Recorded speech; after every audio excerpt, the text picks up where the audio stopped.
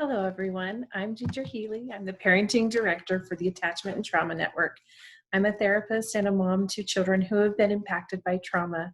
And today I want to share some education and support and hopefully give you some resources on behalf of the Attachment and Trauma Network. This will be a really short video that will focus on how to calm and alleviate the fears of our children when their routines have been interrupted. And right now, I think pretty much everyone in the world's routine has been interrupted. And so for our kids, children who have been impacted by trauma, the slightest change in their schedule and routine can really throw them off. And a sudden change like school closing for a couple of weeks can really make our children feel scared. So when our kids perceive threats, their amygdala starts to fire and it causes them to respond with fighting, fleeing, freezing, fainting, fawning. Those are the behaviors that we start to see when that amygdala fires. And at that point, they really are unable to control their behaviors.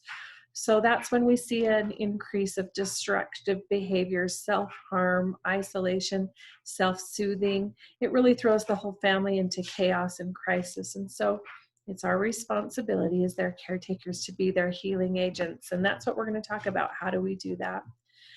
The first thing we need to do is regulate ourselves as their parents in order to regulate them and calm their nervous system.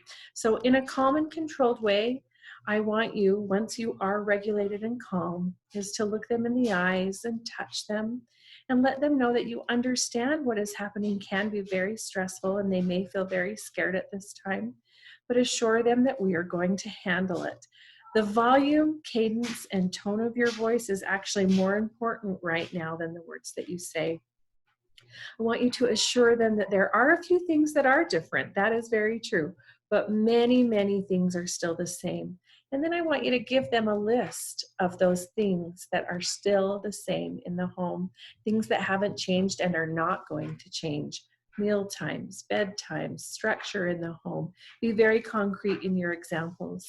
You're going to directly provide that missing structure and routine for them in a direct and purposeful way. This will really help in preventing breakdowns. It's extra important as a caretaker to follow through with all of that structure and routine. The meal times, bedtimes, those are an essential part of keeping our kids healthy and happy.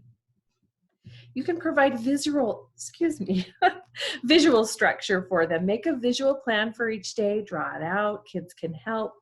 You're going to tell them what's going to happen first, second, third, and then you're going to follow through. Just be careful to don't make promises that you can't keep. They need to be able to trust you right now and feel safe. So create that environment of felt safety for them. Just take it an hour at a time. Don't be afraid to ask for help. We are here for you at ATN. You can reach out to us at theattachmenttraumanetwork.org. Thank you.